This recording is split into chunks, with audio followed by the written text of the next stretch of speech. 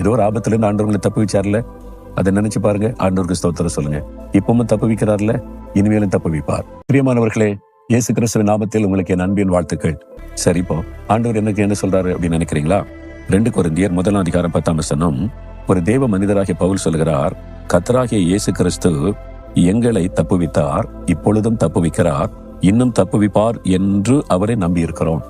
ஏதோ ஒரு ஆபத்துல இருந்து ஆண்டவர்களை தப்பு வச்சார்ல, அதை நினைச்சு பாருங்க. ஆண்டவருக்கு ஸ்தோத்திரம் சொல்லுங்க.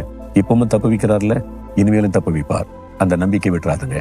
நான் கடந்து வந்த பாதையில நினைச்சு பார்ப்பேன், ஆண்டவர் எத்தனையோ ஆபத்துல என்னை தப்பு வச்சிருக்கிறார். சாத்தானுடைய கண்ணி, பொல்லாத மனுஷருடைய சதி ஆலோசனைகள், நிறைய காரியத்திற்கு கர்த்தர் என்னை தப்பு வைத்திருக்கிறார். பொல்லாத அதிகாரிகள் எதிலையாவது அகப்படுத்தணும், சிக்க வைக்கணும், எதிலையாவது மாட்டணும், என்னை ஜெயில போடணும்னு முயற்சித்தாங்க. ஆண்டவர் என்னை தப்பு வைத்தார். இப்பவும் தப்பு வைக்கிறார்.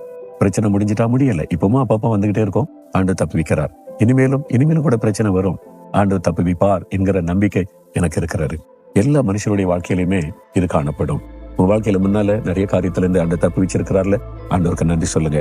இப்பவும் உங்களுடைய வாழ்க்கையில போராட்டம் நெருக்க வந்துகிட்டே இருக்குதா, ஆண்டவர் தப்பி வைத்துக் கொண்டே இருப்பார். உங்களை சிக்க விட மாட்டார். உங்களை எங்கேயும் அகப்பட்டு நீங்க கலங்கி நிற்க விட மாட்டார். உங்களை தப்பி வைத்துக் கொண்டு இருக்கிற தேவன். இனிமேலும் எந்த பிரச்சனை வேணாலும் சாத்தம் கொண்டு வரட்டும், ஆண்டவர் உங்களை தப்பி வைத்துக் கொண்டே இருப்பார். அதை மாத்திரம் அந்த நம்பிக்கையை விட்டுறாதுங்க. அதனால கர்த்தர் மேல வச்சிருக்கிற நம்பிக்கையில உறுதியாயிருங்க. என் ஆண்டவர் என் மேல அன்பும் பாசமும் உள்ளவர். என்னை தப்பு வைத்துக் கொண்டு இருக்கிறார், இனிமேலும் தப்பு வைப்பார். நான் அதை உறுதியா விசுவாசிக்கிறேன், நம்புகிறேன், அவரை சார்ந்து கொள்றேன்னு சொல்லுங்க. அவ்வளவுதான். கர்த்தருடைய சந்தோஷம் உள்ளத்தை நிரப்பிவிடும்.